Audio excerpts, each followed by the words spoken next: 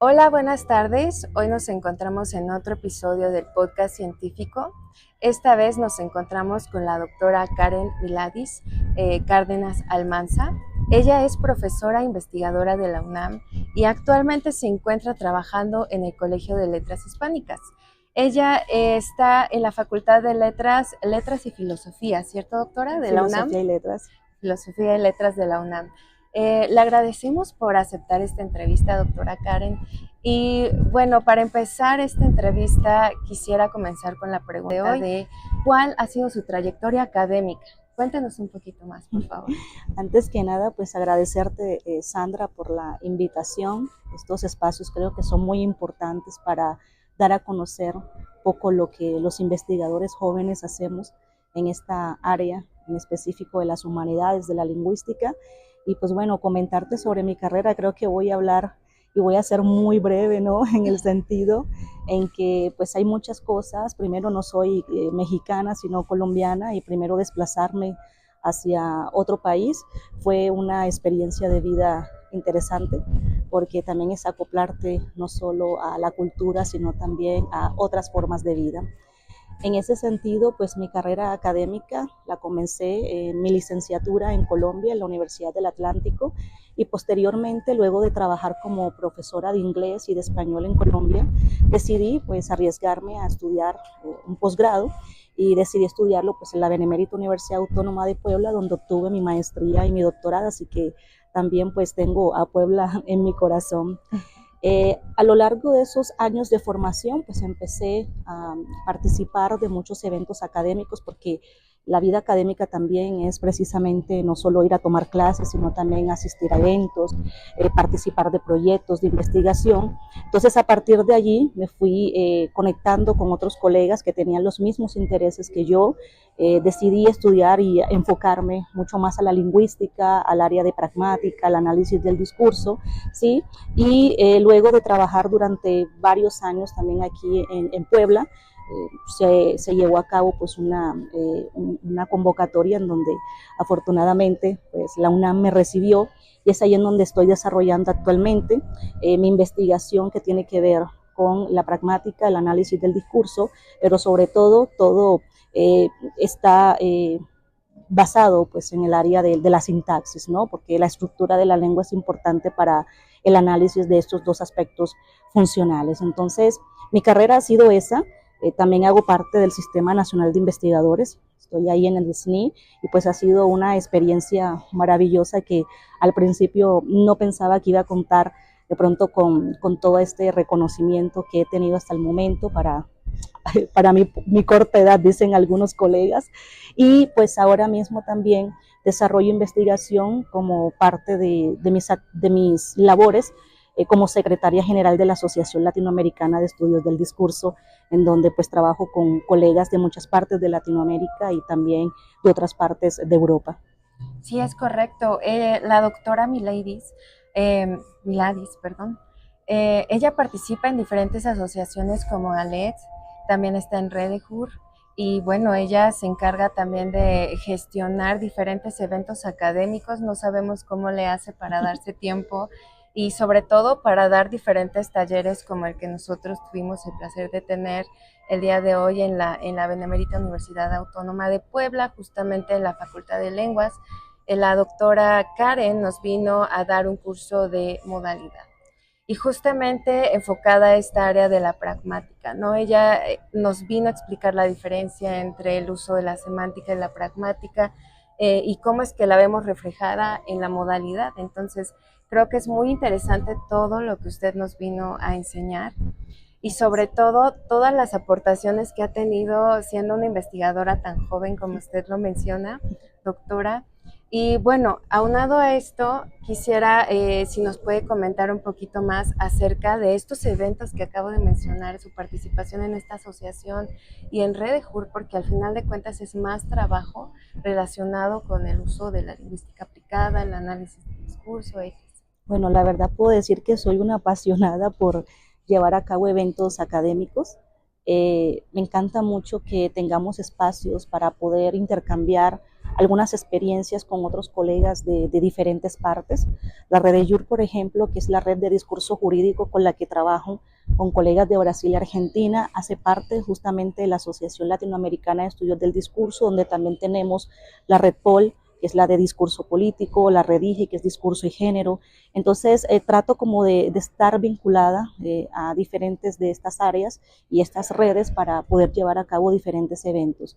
Sin embargo, también hemos tomado, digamos, de nuestras actividades personales o actividades institucionales que no son parte de la LED, tener siempre el respaldo de nuestra asociación, porque es muy importante que en la medida de lo posible podamos ir vinculando nuestras investigaciones con todo lo que se hace a nivel de discurso. ¿Por qué? Porque en cierto sentido todo lo que analizamos es lenguaje, ¿no? Estamos analizando pues este objeto de estudio y es importantísimo pues rescatarlo, y solo se llega a esto justamente con la realización de diferentes eventos académicos. A lo largo de mi carrera he realizado muchos eventos académicos. Comencé haciendo un Congreso Internacional de Lingüística justamente aquí en Puebla, que no se había realizado, y lo hicimos en 2 ocasiones. Fue un congreso internacional y después de allí fuimos haciendo simposios, coloquios, entre otros, y pues uno de los desafíos más grandes para mí fue cuando me nombraron delegada de la Asociación Latinoamericana de Estudios del Discurso Capítulo México, donde en República Dominicana, a quien a veces menciono que es como mi madrina académica, pues decidieron que yo fuera la representante en México sin ser mexicana, lo cual también es interesante. Y lo primero que me asignaron fue el Congreso Internacional, o sea, era una responsabilidad, pero como era época de pandemia, pues sabes que nuestra asociación cuenta con diferentes delegaciones en Latinoamérica y pues era todo un desafío, pero afortunadamente se realizó en el año 2021 con la participación de más de 200 ponentes en mesas simultáneas y quedó espectacular. Entonces, eso fue también para mí algo importantísimo, porque gracias también a la ALED me ha dado ese impulso, sí, que posiblemente no había tenido de pronto en algunos otros espacios. Entonces, ahí en la LED me he dado a conocer y también me han permitido realizar muchas otras actividades, como la Red de YUR, por ejemplo. Estuve también vinculada en congresos nacionales y ahora pues me estoy preparando para realizar otro evento el siguiente año, pero bueno, por ahí estaré informándoles, pero tiene que ver justamente con la pragmática y el análisis del discurso. Ay, qué padre, tenemos la primicia entonces. Así es. Ah, qué bueno, muchísimas gracias, De doctora nada. Karen. Pues es muy interesante saber todo el trabajo que conlleva el llegar hasta donde estás, ¿no? Y todo el esfuerzo, porque estoy segura que más adelante también vas a seguir creciendo y teniendo muchas más oportunidades, Gracias. como las que has tenido, y aún más demandantes, pero también algunas mejores, ¿no? Sí. Entonces, eso suena muy interesante. Gracias, Karen. No, de nada. Ahora quisiera que nos pudieras contar un poquito más acerca de algún estudio específico que nos quisieras compartir a la audiencia para que sepan un poquito más de tu trabajo, de tu investigación reciente, y sobre todo para que ellos puedan después citarte, o en caso de que estén indagando en esta parte de la lingüística, que en tu caso es pragmática, pudiéramos saber cuál es tu área de estudio para usarlo, ¿no? Y después citarte, y etcétera, etcétera, ¿no? Sí, muchísimas gracias. Pues bueno, la mayoría de mis publicaciones las pueden encontrar también en este sitio de academia y en Google Scholar. Allí subo todos mis trabajos para que tengan la posibilidad de leernos, porque también eso es el trabajo del académico, no solamente publicar para sentirse orgulloso de lo que uno publica, que es parte de, sino también compartir esos conocimientos. En la actualidad me encuentro terminando mi postdoctorado en la UNAM, en la Escuela Nacional de Lenguas, Lingüística y Traducción, y allí justamente lo que estoy haciendo es abordar un tema en el discurso político, que es la modalidad, ¿sí?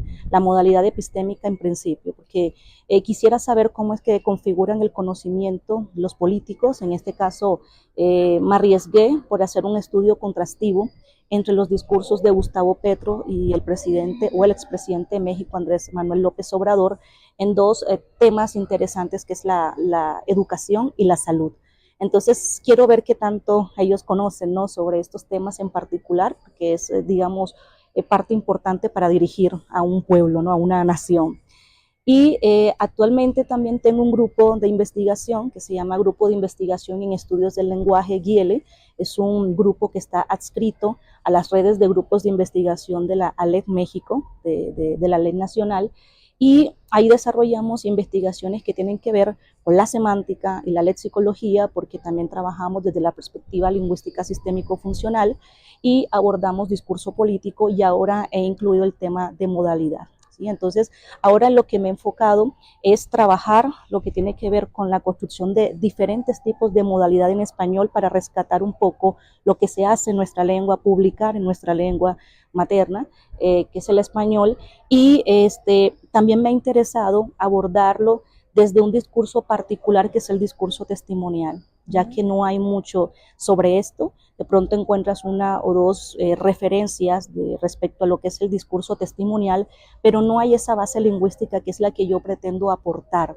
Entonces ya tengo pues una producción bastante interesante, pues si alguien está también interesado en estos temas sobre discurso testimonial y el posicionamiento que asumen los hablantes cuando cuentan historias sobre su vida, testimonios de experiencias que normalmente son experiencias traumáticas. Entonces, esos son, digamos, ahora mismo los proyectos que llevo a cabo. De hecho, todos los años, justamente en el Instituto de Ciencias Sociales, con la profesora Victoria Pérez, organizo el Simposio Internacional Multidisciplinario de Estudios sobre la Memoria. Lo hacemos todos los años. Mi colega, la doctora Victoria, ha mantenido este evento y creo que es un evento significativo en el instituto, y ahí estoy también apoyando todos estos años como organizadora, y en donde también trabajamos este tipo de discursos, ¿no? Los testimonios, historias de vida, que también es un área interesante, porque a veces lo que hace falta también, y trato también de motivar a mis estudiantes en ese sentido, es que a veces la lingüística parece ser que simplemente es análisis de oraciones, análisis de estructuras, cuando hay otro tipo de cosas que podemos hacer, ¿no? Entonces, si tratamos de mostrarle a nuestros estudiantes que hay otras formas de hacer lingüística, creo que tendríamos estudiantes mucho más enamorados de esta área, que no es simplemente un área de relleno como ven al español, porque siempre que estudias lingüística, eres profesor de español, ¿no? En realidad tenemos otro tipo de oportunidades, y sobre todo si nos estamos formando como investigadores. Claro. Karen, y relacionado a estas investigaciones, ¿cuál es la aportación que podemos ver en tu último libro? La doctora nos mencionaba hace ratito que apenitas, justamente el día de hoy, se publicó un libro en la Universidad de Colima en colaboración, creo que con la doctora Elizabeth Salgado, Flores Salgado, que también es docente y pertenece al Cuerpo Académico de Estudios Críticos en la Facultad de Lenguas UAP. Entonces, ¿cuál es el tema de investigación que tú aportaste en ese libro? Bueno, la verdad es que son dos textos que han salido en esta semana, uno publicado con la Universidad de Colima, que se llama Pragmática, Discurso y Sociedad en el siglo XXI, Realidades Emergentes en las Américas, y fue un trabajo muy bonito porque participan autores de renombre como María Victoria Escandel, también participa Teun Van Dijk, la doctora Julieta Haidar, y entre otros autores muy reconocidos en el área, Sabine Fleger, Leopoldo Labastida, de diferentes partes. Entonces, es un libro en el cual también publico parte de lo que fue mi tesis doctoral, que fue sobre la construcción o configuración, elaboración de inferencias pragmáticas en hablantes de español como lengua extranjera. Fue mi tesis de doctorado que desarrollé aquí precisamente en el ICSI de la Benemérita de Puebla, y allí pues dejo sentado pues algunas bases para una subclasificación de inferencias pragmáticas, porque aunque las inferencias se han trabajado desde diferentes perspectivas, ¿no? Específicamente desde la lógica y la filosofía, pues lo que trato de aportar es un conjunto específico de criterios o recursos lingüísticos para caracterizar y describir adecuadamente estas inferencias pragmáticas. ¿Por qué? Porque en la psicología, que es en donde se ha abordado un poco más los procesos cognitivos como parte de las neurociencias, hacen alusión a que existen inferencias pragmáticas, pero simplemente las definen como aquellas que no son 100% verdaderas. Entonces yo no quedo satisfecha con eso porque la pragmática implica muchas otras cosas.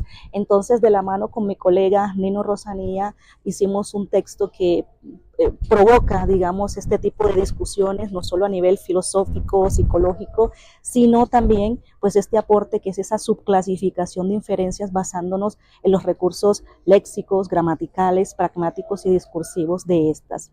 Y en el otro segundo libro, que bueno, es una gran noticia porque nos levantamos hoy con la buena nueva de que este texto se publicó el día de hoy en la editorial Pontes de Brasil.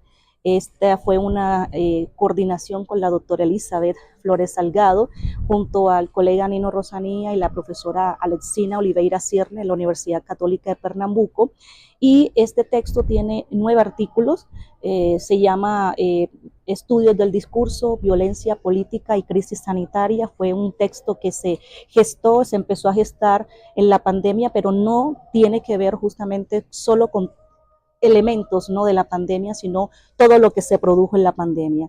Y es un proyecto que emana justamente del Congreso Internacional que organicé en el año 2021, en donde participan Adriana Bolívar, que fue la fundadora de la Asociación Latinoamericana de Estudios del Discurso, participa el doctor Patrick Chahudó, pues esta analista que es un referente obligado en el análisis del discurso, entre otros autores, como es la misma doctora María Eugenia Flores Treviño, que hace poco también estuvo por aquí con ustedes, exactamente, y bueno, otras figuras importantes como Mariana Sugar, María Carmen Aires Gómez. Entonces es un texto maravilloso en donde allí publico también esta primera parte de lo que es el discurso testimonial, enfocado desde la modalidad epistémica y evidencialidad en mujeres que han sido víctimas de violencia sexual y de otro tipo en el conflicto armado en Colombia. Ese es el aporte que doy, ¿no? Pero siempre en mis trabajos lo que se va a encontrar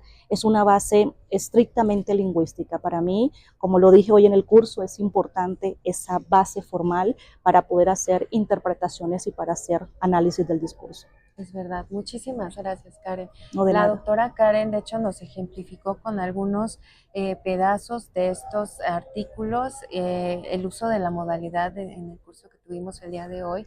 Y bueno, ya vimos una pequeña primicia del contenido, ¿cierto? Sí. Pero bueno, lo podemos descargar. Dices que es de acceso libre. Ambos son de acceso libre, así que ustedes pueden ingresar el primero de pragmática, pueden ingresar a la página de publicaciones de la Universidad de Colima y pueden descargarlo, y también el otro pueden ingresar a la página de Pontes de Brasil, ¿sí?, la editorial, y allí también lo pueden descargar totalmente gratuito para que lo compartan, porque eso hay que hacer, no compartir el conocimiento. Muchas gracias, De Karen. nada. Pues vamos de hecho a compartir aquí en el podcast científico, en las páginas de redes sociales, tus direcciones para que sepan un poquito más también de tu perfil, para que vean tus publicaciones. Gracias. ¿Tienes ResearchGate también? Así es.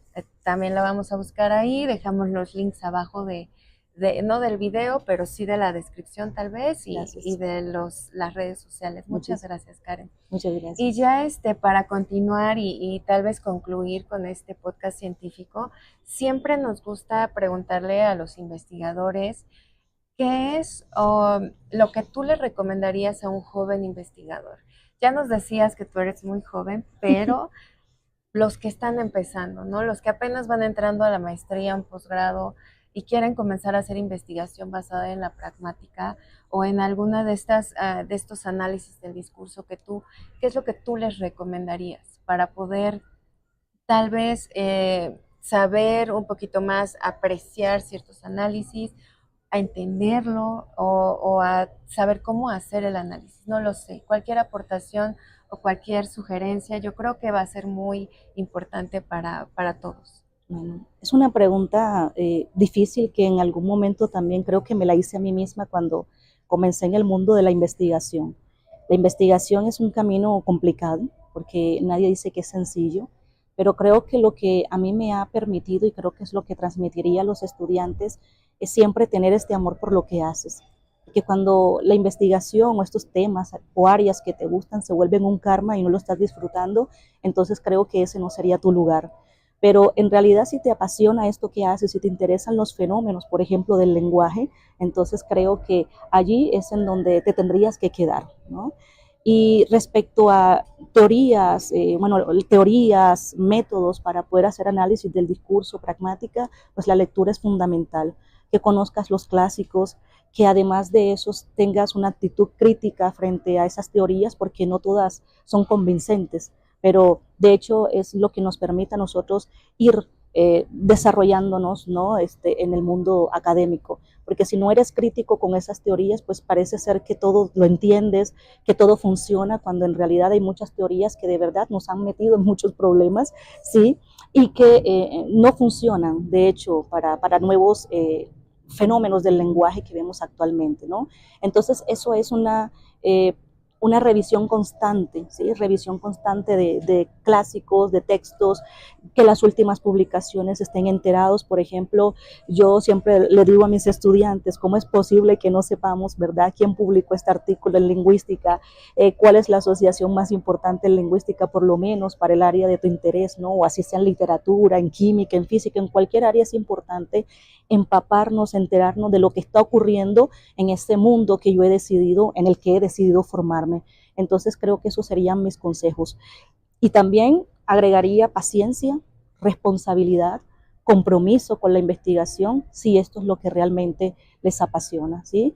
Y en el momento en que ya tengas esa posibilidad de estar en el mundo académico, pues hacerlo de la manera más natural posible, ¿sí? Nunca ser una persona que no comparta su conocimiento, porque a veces también creemos que el conocimiento solo es mío y no lo compartimos con los demás, ¿no? Creo que debe haber cierto tipo de humildad, no malentendida esa humildad, ¿no? Sino que debe haber una humildad y un compromiso también con los que formamos, ¿sí? Somos humanistas y no nos podemos permitir en ese sentido ser egoístas, ¿sí? Con la transmisión del conocimiento, ¿no?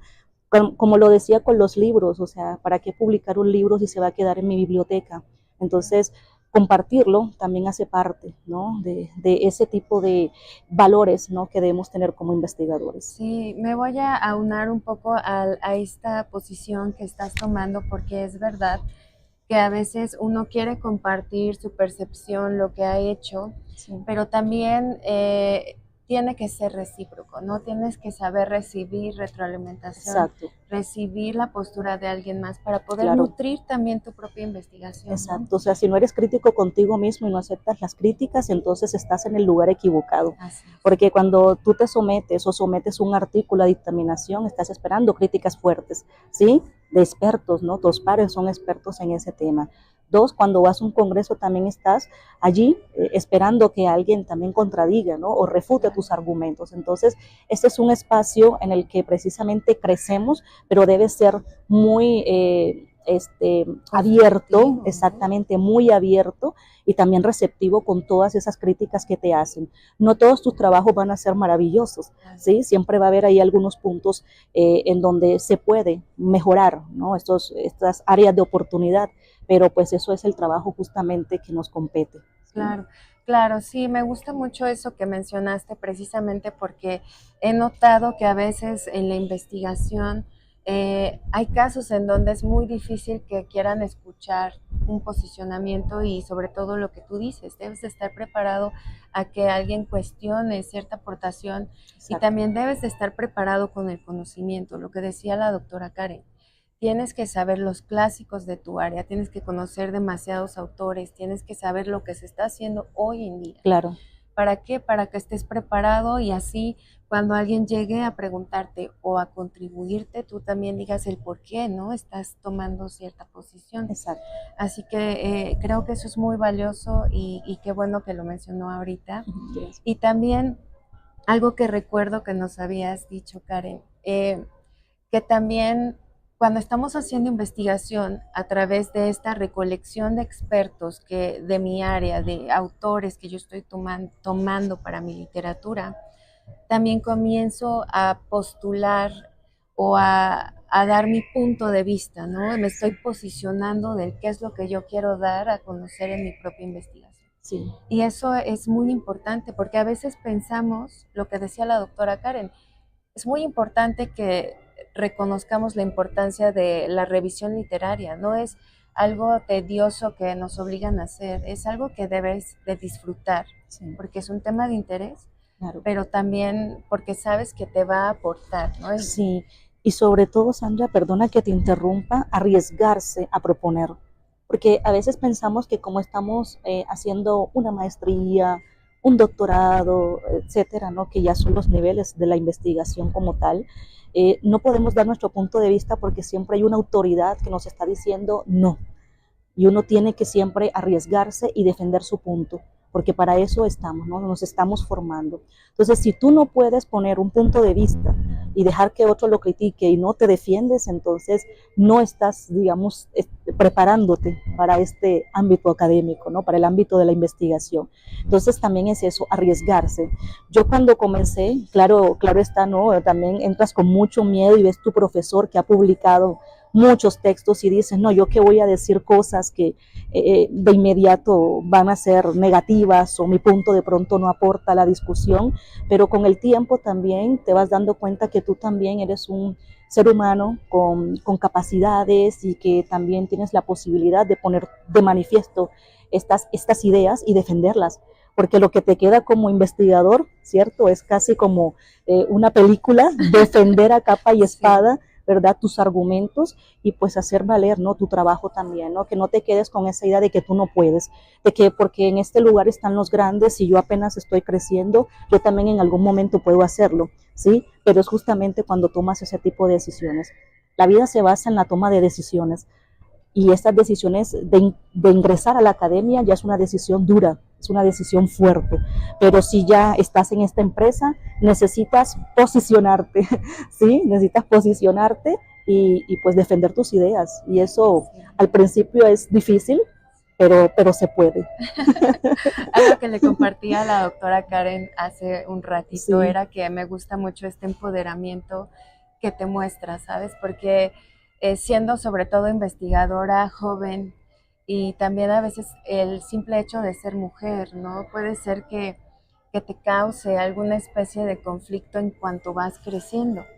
Y entonces la doctora Karen para mí en este transcurso de poco tiempo que, he tenido el placer de escucharla y de ver sus pensamientos reflejados en su discurso, me muestra una mujer muy empoderada que definitivamente ha trabajado mucho para llegar hasta donde está, pero que también representa que sí puedes, o sea, sí, trabajando, teniendo constancia, argumentos, también constancia, siendo objetivas, aprovechando esas retroalimentaciones para ser claro, mejor, te llega a dar efecto en el futuro y ser una gran investigadora, como lo exacto. eres ahora, Ay, Karen. muchísimas Felicidades. gracias, muchísimas gracias. Créeme que el camino no ha sido sencillo, pero vas aprendiendo en la vida, das tropiezos, vuelves y te levantas, y cuando crees que de pronto no lo vas a lograr, pues de repente se abre así una luz, ¿no? Para usar metáforas, ¿no? En el discurso Sí, también académico, se abren luces, se abren puertas también en donde tú ya vas viendo un poco encaminado, ¿sí? Hacia nuevas oportunidades, ¿no?